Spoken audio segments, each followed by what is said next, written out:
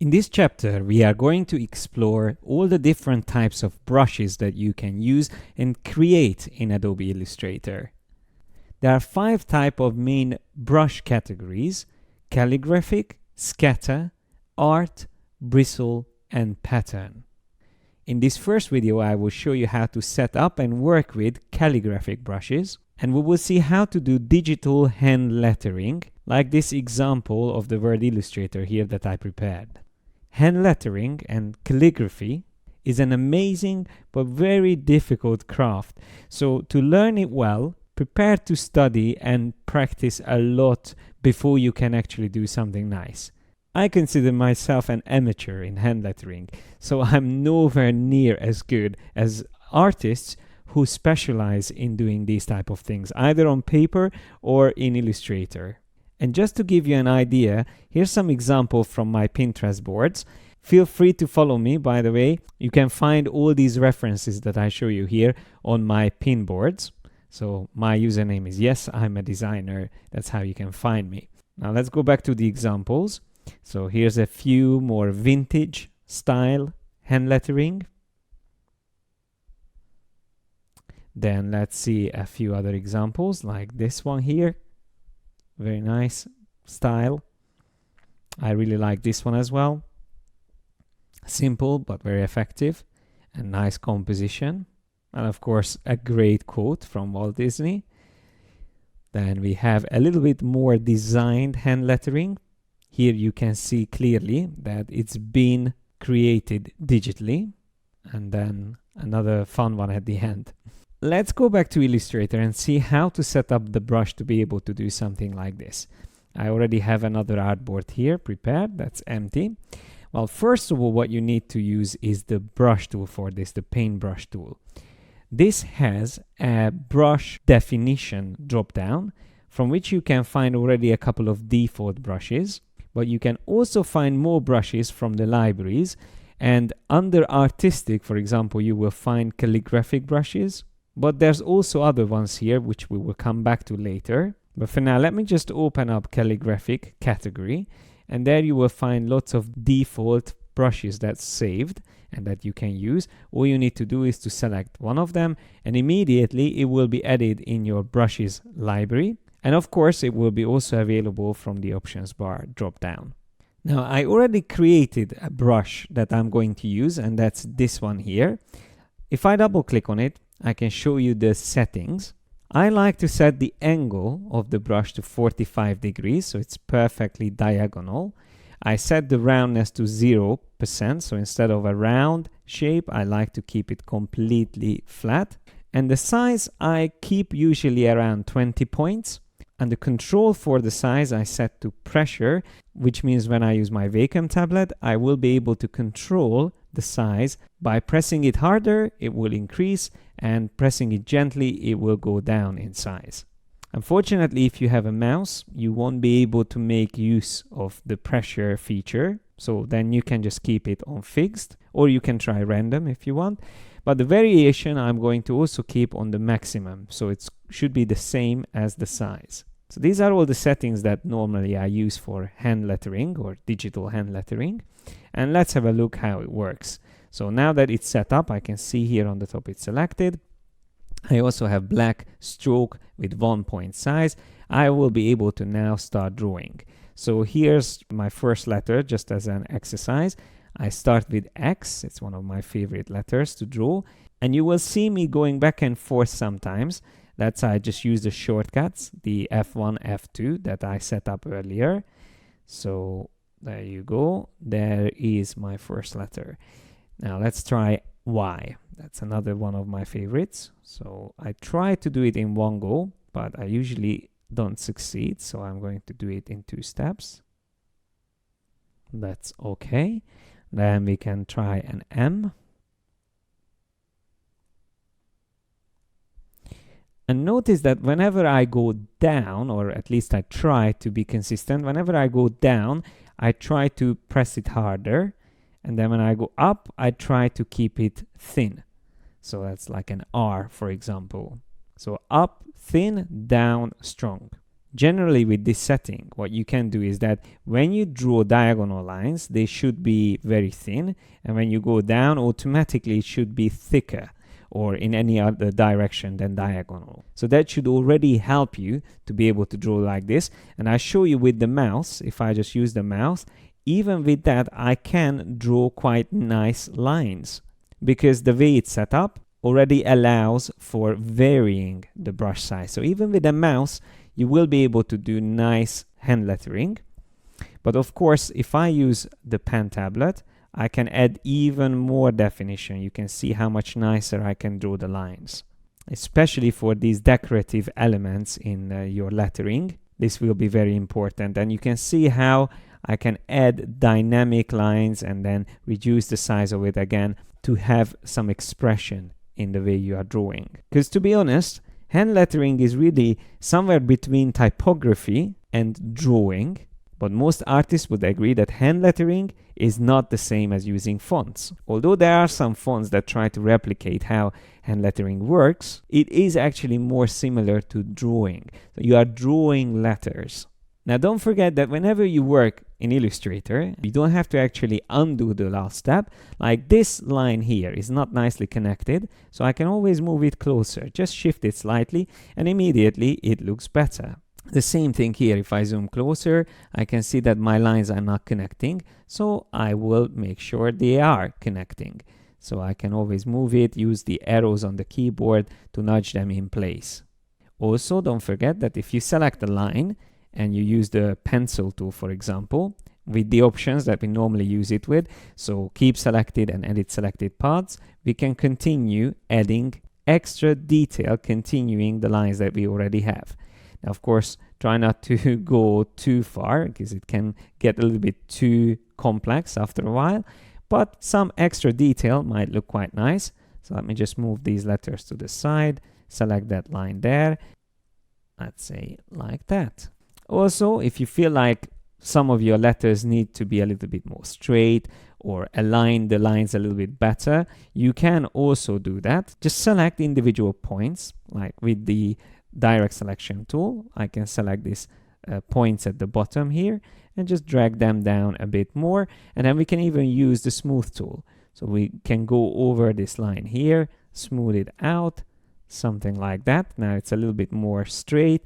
I can also select this point here, drag it down, and then select the other point that's creating this curve and drag it up. So I can really refine the way this M looks like. And you might be thinking that it's crazy that you have to go through each letter individually, but believe me, that's how hand lettering is like. Even on paper, artists would refine and refine and refine their drawings several times, tracing over the previous results. So never expect to draw a perfect letter the first time.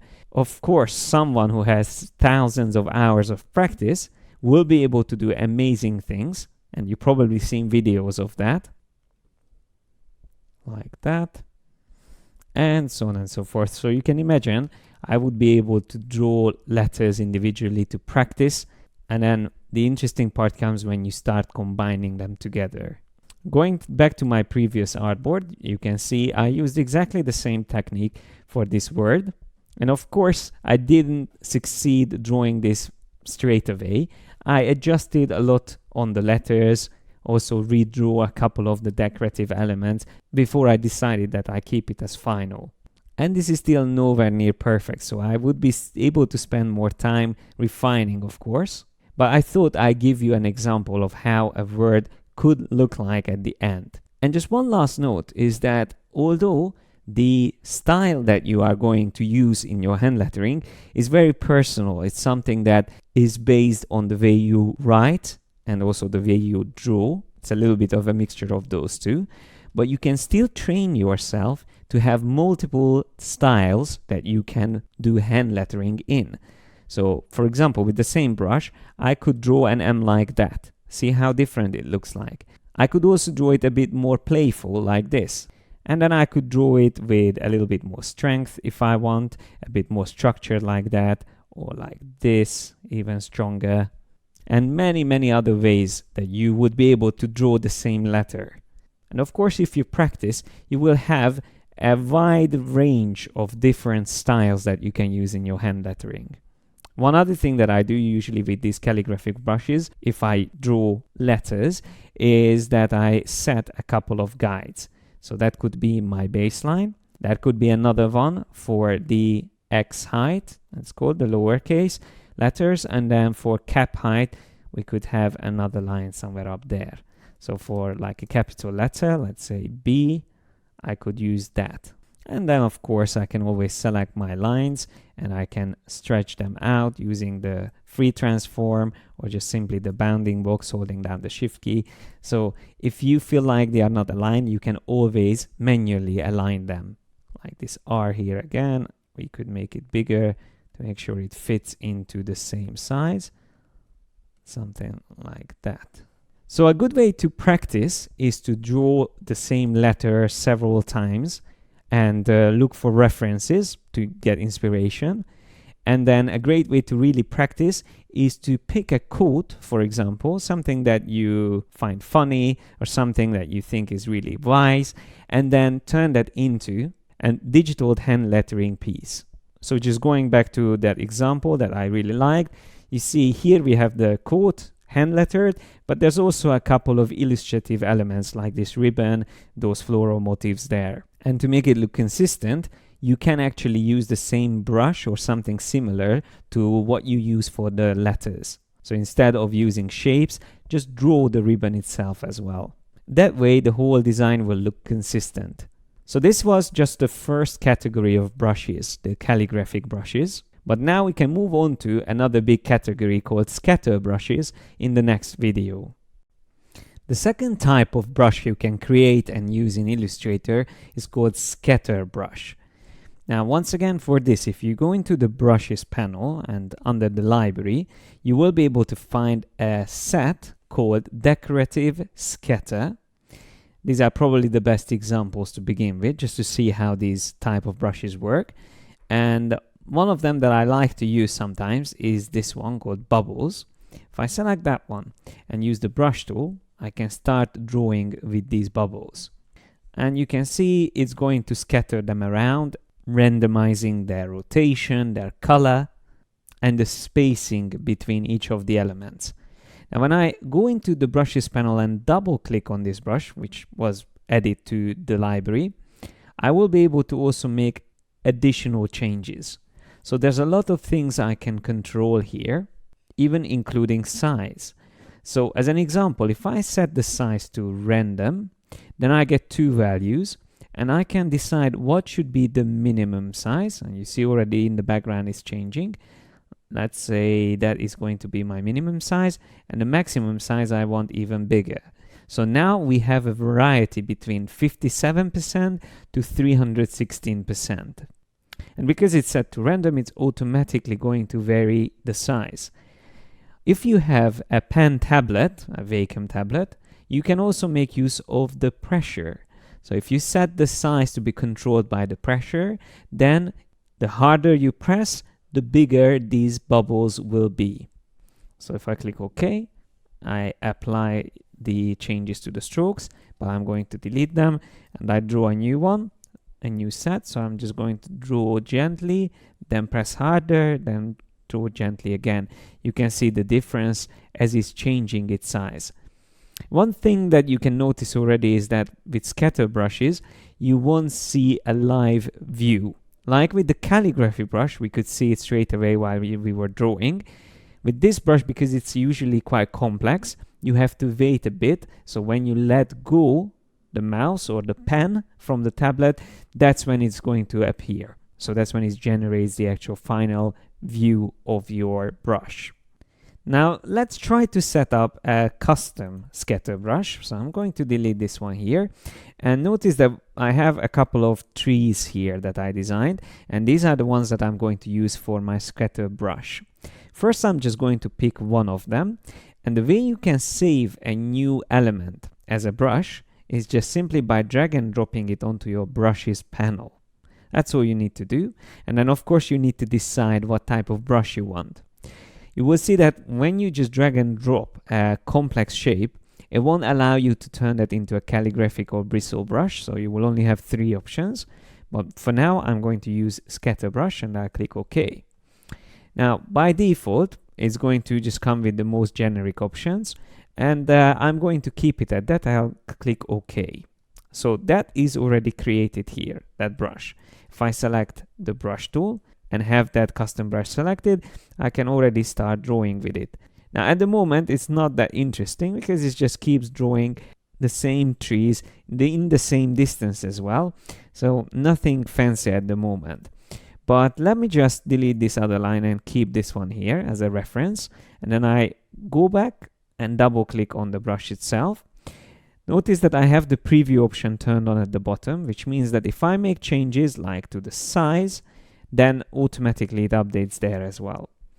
I will change this again to random, the size, and I will randomize it between the values I feel like is going to work for the brush. So there's probably the smallest on the left and the biggest on the right. Maybe it can be all slightly smaller, something like that. Looks quite good. Now we can also change the spacing to random, and that way we can have some that's closer to each other and then maybe a little bit more between some of them. That already starting to look a little bit more randomized. Then we can of course add some scattering as well. Now scattering you have to be careful with. So normally I keep these values quite close, but of course again here I use random. So for scattering I use random as well. I am going to set it to 50% and then maybe around down to minus 10%. So not much scattering, but still there is a bit of it. And then here's a very useful option called rotation relative to page, or you can set that to path. Now if it's set to path, you can see already that it's following the curve that I created, while if it's set back to page, it is going to always be vertical as far as you don't change the rotation. So of course you can change the rotation as well manually, and you can even set rotation to follow the pen pressure, or it can also be set to random. And I like to add a very subtle rotation in both angles, so between 3 degrees to minus 3 degrees, something like that, or maybe even just minus 2 and 2 degrees, just to have a very subtle angle that can be randomized. Also, we have a colorization option here, but I will come back to this after we tried our brush. So I will just click OK, and I apply the changes to my current strokes. That's usually the question when you make updates to the brush. It wants you to decide whether you want to update your previous brush strokes or leave them as they were and start using the new settings on new brush strokes. So you have the option for both. I usually click on applies to strokes, and then now I can continue drawing with the brush tool, and you can see how quickly I can build up a little forest here. If I want it to be a bit thicker in the middle, I can, and then I can have some scattered around here. Now the only problem with this, as you can see, is that we only have one single tree type. While here I created a bit of variety, changing the colors and also the shape. Now you have a couple of options again. You can create multiple scatter brushes for each of these shapes, or you can include all 3 in one scatter brush. So let me delete these for now, and I'm going to select these trees now, put them in a slightly random placement next to each other, and then start copying a few more just to again have a little bit of randomness also in size among them, have a bit of variety. Now I select all of this together and drag and drop it into my brushes panel. Choose scatter brush, I click OK, and first I'm just going to again click OK on this. Let me move these to the side and select the brush tool and start drawing. Now that's already a little bit more randomized, but once again we can put to use all the settings that we have. So if I double click on this brush, I can change the size to random and then control it again. So probably smaller will work better, something like that, just a bit of randomness. Spacing, can be again set to random. Let's try to keep them close to each other. So we want to build a thicker forest, but not too thick, of course. Yeah, something like that looks quite good. Then we can also add a bit of scatter. So going up and down slightly. Yeah, that might be a little bit too much. Yeah, that's good. And then once again, rotation I set to random, and we add a subtle rotation in both directions, just like that. And that's probably going to work quite nicely. So we can click OK and apply to strokes the changes that we've done. But I'm going to actually delete these and start painting fresh. So I have the brush selected and I can start adding the trees in. Now, when I feel like I need to add a few of the other ones, I just select that, and some odd ones I can always add in. So have a little bit of variety, that helps as well. So you can see when you have multiple brushes, you will be able to achieve really good result with a little bit of playing around with the settings. And there's two more things I wanted to show you. One is that with the stroke size, you can actually control how big the shapes will be. So let me show you. This is going to be 1 point. Then I'm going to reduce it down to 0.5. And then I reduce it down to 0.25. So you can always make amends without actually changing the settings, just by updating the stroke size, how big you want each of your brush strokes to be. Another important option is the color. If you pick a different color, let's say purple, and you draw, that doesn't affect your shapes by default. But if you go into the settings on the brush itself, so I double click on that, and change the colorization method to tints, for example, and I click OK. So now on the new one, you can see immediately that my settings are applied. So the color I picked is now blended into the brush strokes. So this is really all you need to know about scatter brushes, and feel free to experiment with these settings and come up with your own custom brush ideas. The third category of Illustrator brushes are called art brushes. The way you can find them is by going to either the options bar or the brushes panel, and then click on libraries menu. And from here, the art brushes are scattered around into these categories. You will find some of them under arrows, you will find some of them under artistic, and you will also find some under decorative. Now let me start here actually. So I'm going to choose decorative, banners and seals. This opens up the category and I can have a look at all of these brushes inside it. If I select one of these banners, let's just say the second one, and I use the brush tool, I can already start drawing with this, and you can see straight away the way it works. So let me draw another line, and each time I draw with this brush, it's going to stretch the same artwork along the path that I'm drawing. So if I draw something like that, it can still create the same shape, but it's going to stretch it along the whole path. Just like everything else in Illustrator, because it's all vector based, I can always swap these brushes around. So I can use the same path, but replace it with another art brush. We can replace it with that one, we can replace it to another one, and of course we can go into other categories as well. So if I again go back to the libraries, we will find a lot of other art brushes under artistic category. So here we will find paintbrush, for example, and from this category we can choose straight away the first one or second or third, and you can see exactly what happens. Once again, the saved artwork, which is this pattern here, is stretched along this path. Now just to prove this to you, I'm just going to make a little bit more space here, and I'm going to use the brush tool, and I will keep the same style selected, that one, and I draw a shorter line. Then I draw a longer line and an even longer one. And as you can see, nothing really happens apart from this artwork being stretched. Each art brush, of course, has their additional settings, which I'm going to show you in a moment. But first, I show you how to save your own custom art brush. So to have something that we can save, I am going to start with something very simple, maybe a rectangle. So I'm just going to select the rectangle tool and I draw a rectangle. I'm going to swap the colors around, so I press Shift X and I might just adjust the size slightly, something like that.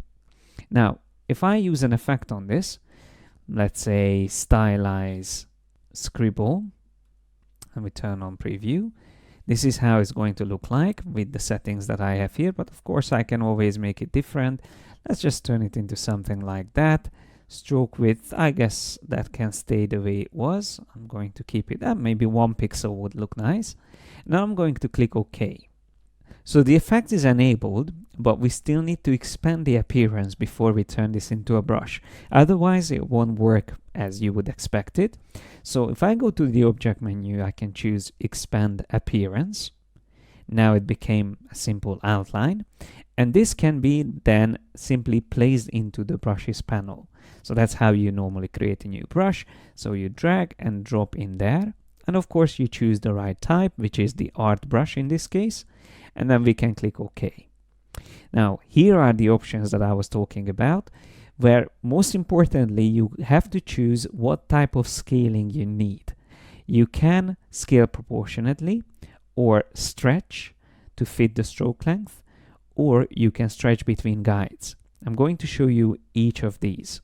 So if I choose first of all the default option, the stretch to fit stroke length, we will see exactly how that will work. So I'm just going to delete again, or maybe just move things around a bit just so we have space.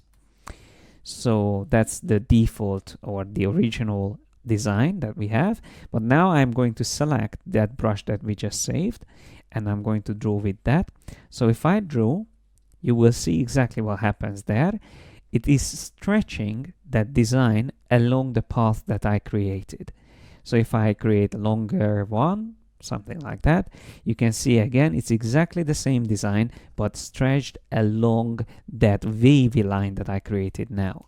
I could even draw knots and so on and so forth, and it would still be able to follow that shape.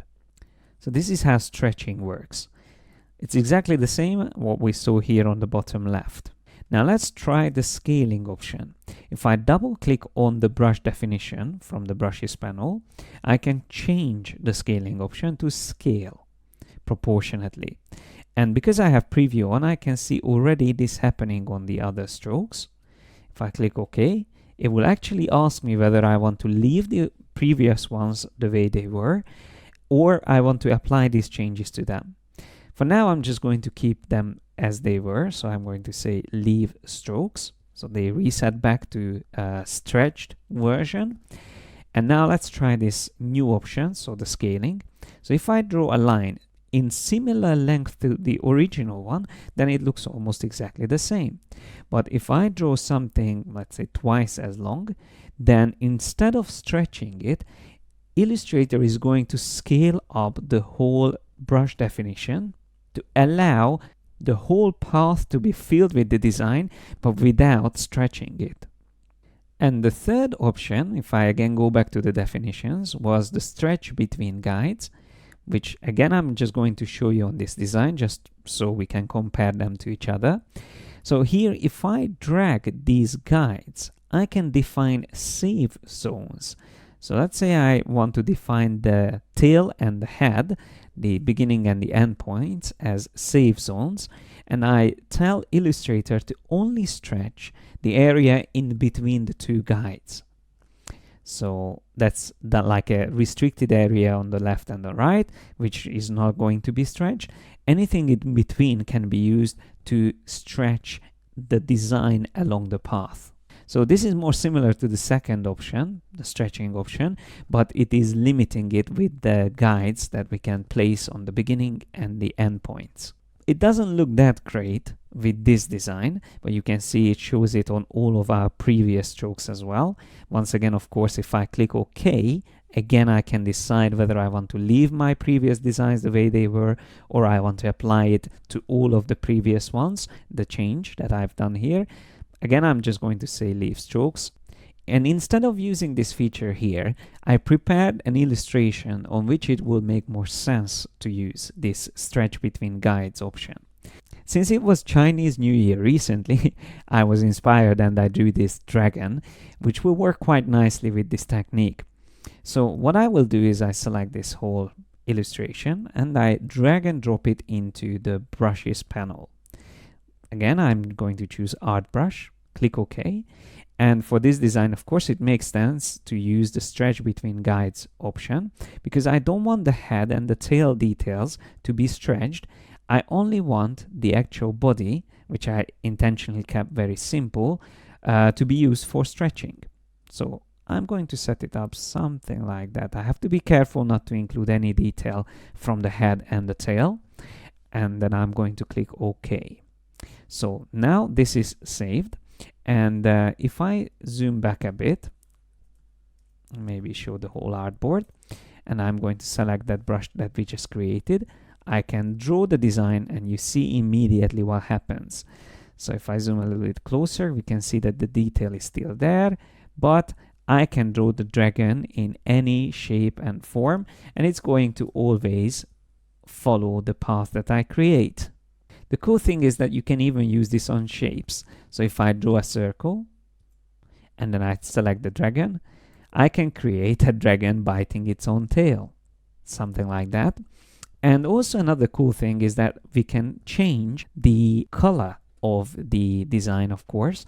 So if I select this and I change the stroke color, it won't actually update unless it is set to a different option within the brush settings.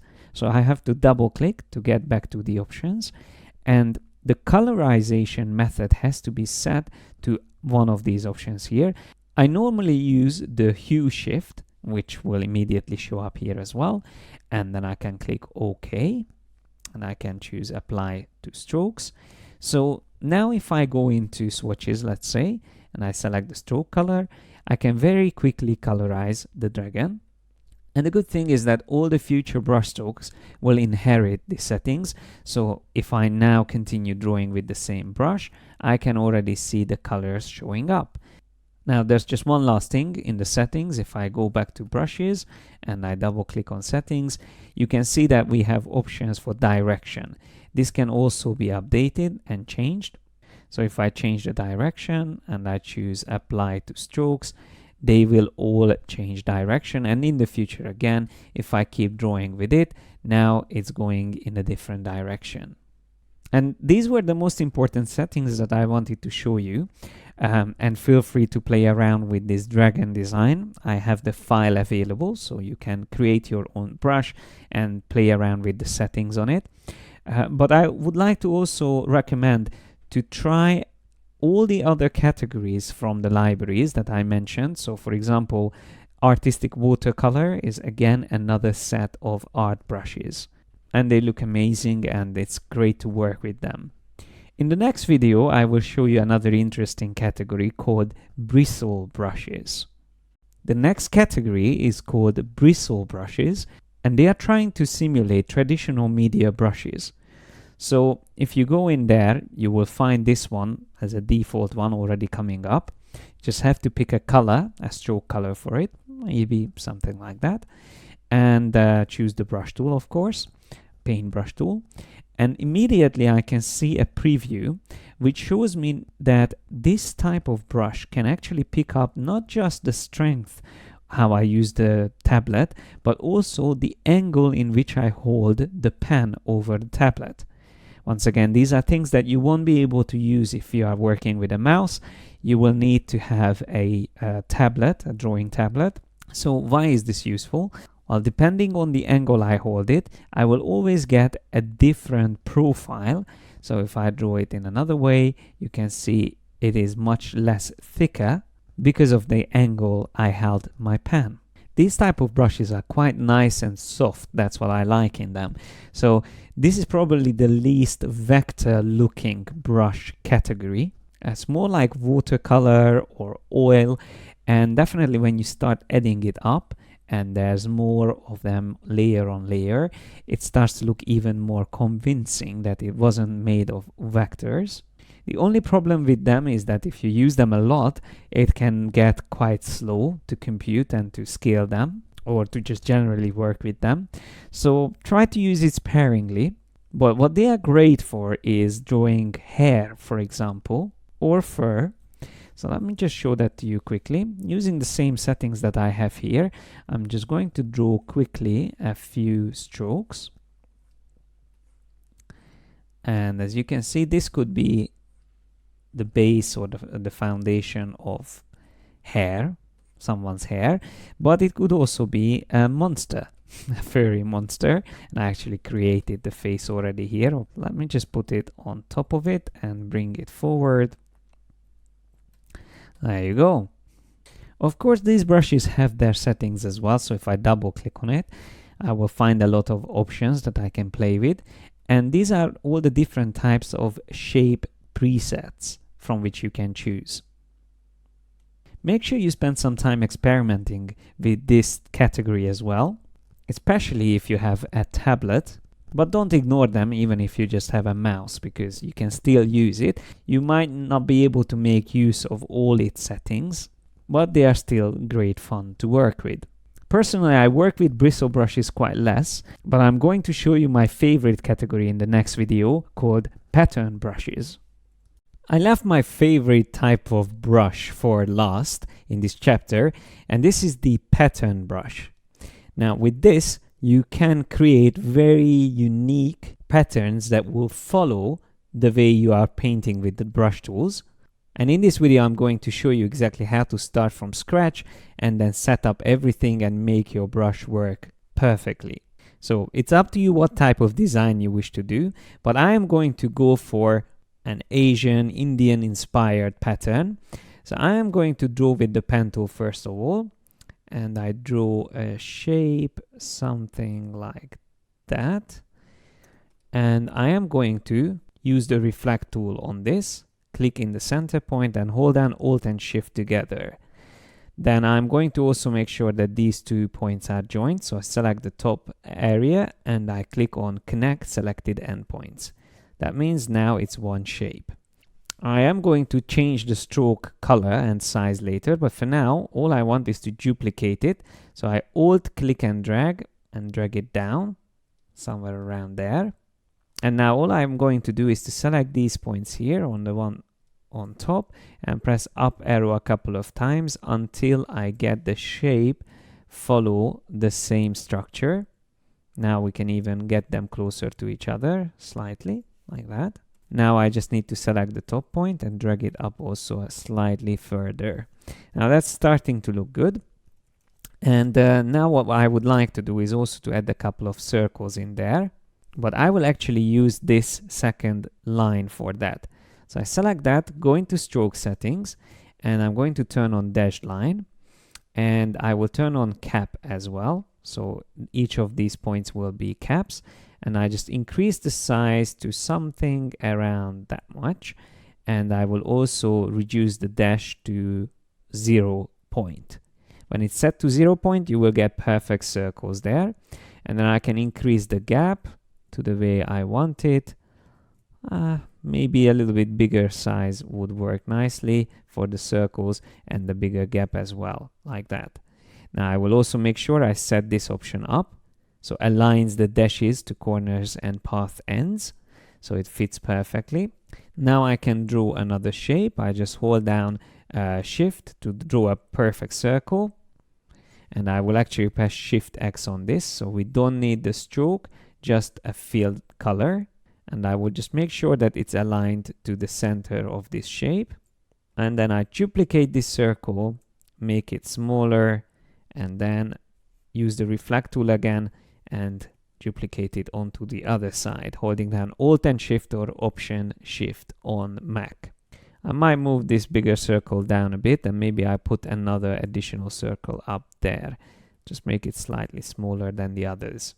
Now just to make it a little bit more exciting, just to make it a little bit more complex, I'm going to duplicate this path again. So we have another version of that. I remove the fill color, and that's, by the way, we need to do from the other 2 strokes as well. So I just remove that.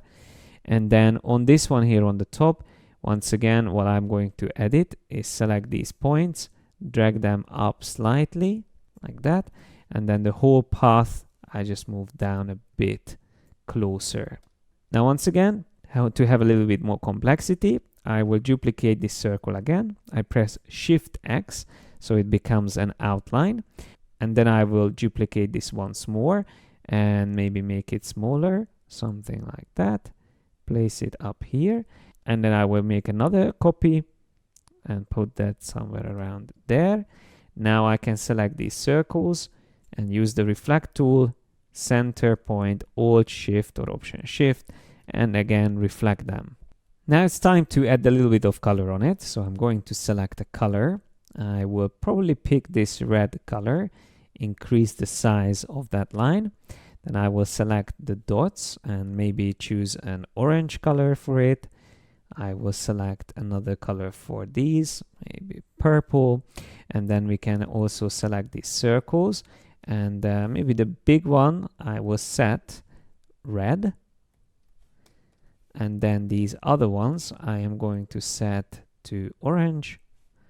And then the circles I'm going to change to another color.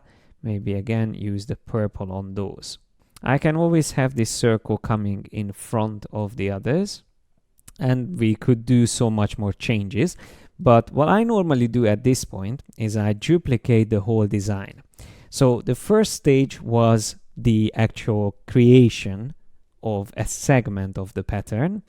And just so you can imagine, this is how it's going to look like roughly. So once they are put next to each other, and it's going to continue it. What's important is to make sure that the overlap or the borders will look perfectly seamless. So just to understand what I'm going to do, I'll keep it here underneath. And I'm going to select these dotted lines first, and also this line here, because these are the ones that are going to meet. So we have to make sure that they are seamlessly flowing into one another. Now for this, my strokes will need to be expanded. So I choose Expand Appearance, and then expand again to make sure that even the dashed lines are going to turn into little circles. And this is where it's worth zooming in a bit, because we have to be a bit more precise here. You notice I already opened up my rulers. That's Control or Command R.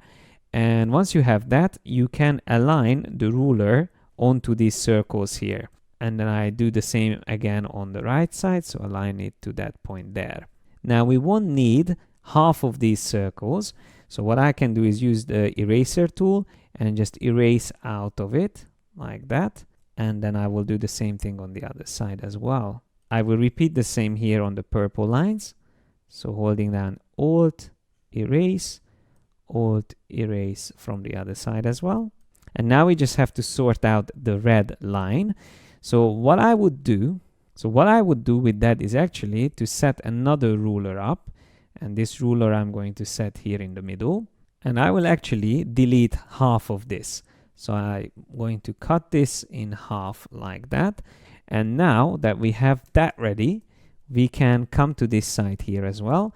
And I am going to just drag this point slightly further out.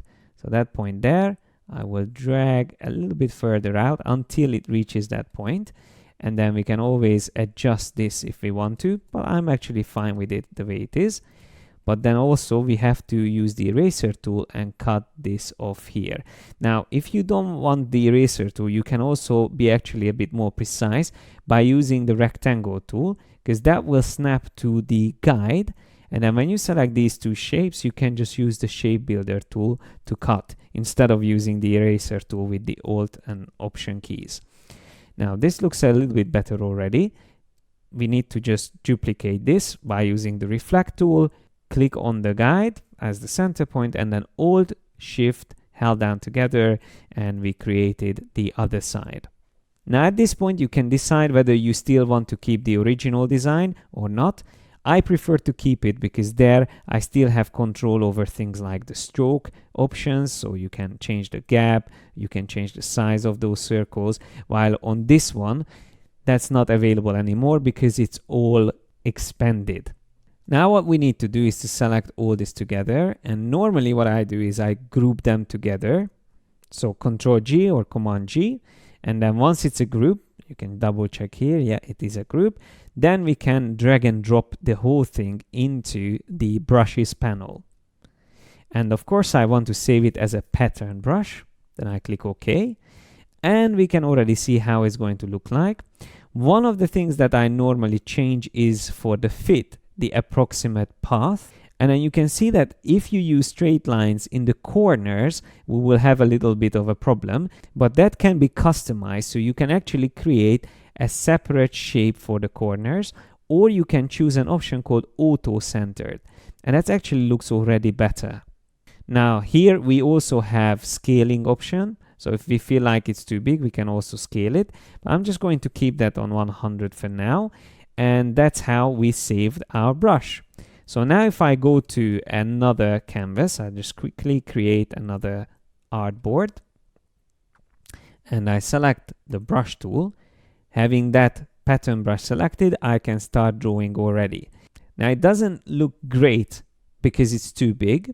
So what I do is I'm going to reduce the stroke size to 0.25, and then we will have already a little bit more along the path. But if I want to make it even smaller, I can go back into the options and I just reduce the percentage here.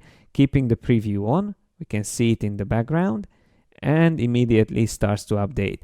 So the more elements you have, the better usually it's going to look like. So I can now click OK, apply to strokes, and now I can keep drawing with the brush. So let's have a closer look and maybe draw another line across, and so on and so forth. So you can see how nicely it works. But the best thing is once you start applying a pattern brush on an actual shape. So if I use the ellipse tool, for example, and I draw a circle like this, and then I go into brushes and click on that pattern brush that we created, that's when the magic happens. And of course I can select this ellipse, copy, paste it, and then reduce it in size. Then I can go up to recolor artwork and maybe choose edit, lock the colors together, turn them around to recolor them quickly just to have variety between the colors. And by the way, we will come back to recolor artwork and I explain it in more detail, but for now I just wanted to show that very quickly. You can even overlap these, and of course you can create multiple versions of your pattern. And I still haven't showed you everything that you can do with brushes in Illustrator, because in the next video we will again raise the stake, and now we will start using images as brushes. In this final video of this chapter, I'm going to show you the last category of brushes called image brushes. This feature might not be available in previous versions, but it's definitely available in the Creative Cloud version of Illustrator. And essentially what these brushes are for is to use photographs or pixel images and stretch them along vector paths. You can use PNGs, JPEGs, and all you have to do to bring them into Illustrator is to go to File, Place. You can experiment with these examples that I will show you in this video, but you can also try it with your own ones. One thing that I would recommend to do is to use transparent PNGs. You can see both of these examples are actually see-through. So there's no white background or anything like that. That way you can use them on any different background colors and they will still work perfectly. So transparency is key if you are using image brushes. Now, if you're not familiar with how to bring in images and work with them in Illustrator, because so far we only work with vector objects, then you might want to watch the next chapter and come back to this video after that, because the next chapter is all going to be about working with images and how to import, trace them, and so on and so forth. As I mentioned earlier, Illustrator is mainly a vector application, but this technique is one of the exceptions where you actually need to work with images, pixel images, and combine them with the Illustrator drawing techniques we already talked about. So let's just see how this looks like. Here's this reference image that I brought in, the hair PNG. You can see the file name as well here on the top. And it says it's a linked file. That's how it came up when I placed it into this Illustrator document. So if I go to brushes and I just simply drag this in there, it's going to give me these options. And there's no category called image brush, because you can use images either as scatter, art, or pattern brushes. And these are the categories we already talked about. So they will work exactly the same way, but now instead of using vector objects as the basis of the brush, it will be repeating or stretching the pixel image that you are using. So let me try to turn this one into an art brush, and then I will click OK. Then an error message comes up, and this is important. I intentionally wanted this to come up. So if you use an image as a brush, you have to make sure it is not linked. So how do we unlink it then? I just click OK. And all you have to do is to click on this linked file option here in the options bar. And there you will find all the images that are linked currently. I can select all three of them, click on the drop down here, and I can choose embed images. Once I do that, these little icons will come up here, and that means these PNG files are now embedded into my Illustrator document, which is quite useful, to be honest, not just for creating brushes from them, but also because now if I just give this Illustrator file to anyone else without sending the PNGs as well, they will still be available because now they are embedded. So it's almost like combining these files into one. So now that they are embedded, I should be able to create a brush from them. So let's start with this one here. I just drag it in and I choose Art Brush. Then I'm going to click OK. And here I can decide the direction and how I want to use this. If you remember from the Art Brushes video, I showed you all the different methods of doing this, but I'm just going to keep it as is for now. So I'm going to click OK, and then I select the paintbrush. Having that brush selected, I can already start drawing. And you can see what this could be great for is to draw hair. So I already showed the bristle brushes that can be used for something similar, but this might look even more convincing. And of course you can draw longer as well, and then it will still fit it quite nicely. Now what I recommend to do if you want to use a brush like this is to save a couple of different versions of it, even if it's just slightly amended in color or in shape, because if it's all the same, then it will look a little bit too obvious. So at least have 2 or 3 different versions from which you can start drawing. And you can create images like this from photographs quite easily. So I would do that in Photoshop, prepare the PNG, save it, and then I can bring it into Illustrator. Now here's another really cool example.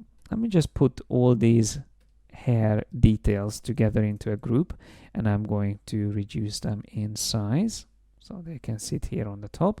So here's another one that we can turn into an image brush, this gold chain. So if I drag and drop it into the brushes panel, I can now choose a different type, the pattern brush, because that will work much better with this. And then I will click OK. And without changing anything here, I can already start using this. So if I click OK, I can select the paintbrush tool and start drawing, and there you go. The chain is already created. So it's really cool the way it works. As long as you manage to create and save an image that can be repeated, so you have to be careful how you crop it and bring it in. So make sure that it's not too obvious where the repeat is. Like here I can see it, and then on the other one again somewhere there, and there's another one. So it's still visible, but it's not as obvious. And that is the main concern whenever you want to save pattern brushes from images. Make sure the beginning and the end is as close as possible so it can continue and create a loop. But more importantly, we can actually create an end and a beginning point for it, so like a head and tail option. And all I have to do for that is to use this other image that I prepared here. I intentionally have it separately saved because that way I can add this onto the existing brush that we already have there. So all I have to do is to drag it and then hold down the Alt key and move it all the way to the slot here on the right. Notice that we have a couple of slots. We need the one just second from the right. Okay. So that will be the beginning point. So that's how it's going to start whenever you start drawing. If I click OK, that's going to be added, and I can already apply it to my strokes, and I can see how it's going to look like. And then what you need to do is to select this image and use the reflect tool and reflect it onto the other side.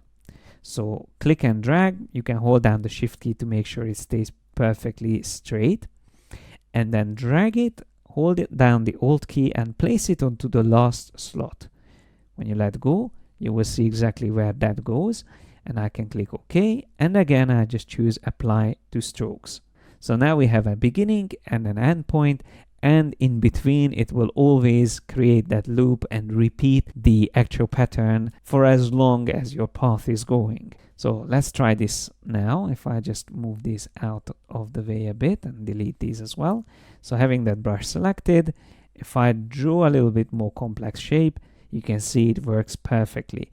Now there is a subtle gap between the endpoints and the actual middle section, and that is something you can improve, or better to say hide, by double clicking on the brush definition and reducing the scaling. So reducing the scaling will make the whole necklace thinner, but that way it's a little bit less visible where those gaps are. So if I click OK and apply to strokes, you can see it looks much better, but let's draw a new line. So maybe I will draw something like that, and then we can try another one. So what you get is a little bit less division between the segments.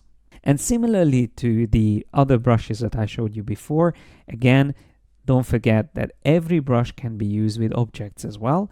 If I created a circle and click on this brush, it will create a closed shape. So in this case, it won't even use the beginning and end point. So these were the two examples I wanted to give you. And in this chapter, I don't have a separate video for giving you separate exercises, because in each category that I showed you, I gave you examples that you can practice with. But if you found this topic interesting, it would be great if you could create your own unique brushes and experiment with all the settings that we went through. Because getting to know the brushes and their settings in Illustrator is one of the most important features, because they are very versatile and can be used for so many different things. And the reason why I ended with the image brush category is because our next big chapter is going to be about working with images.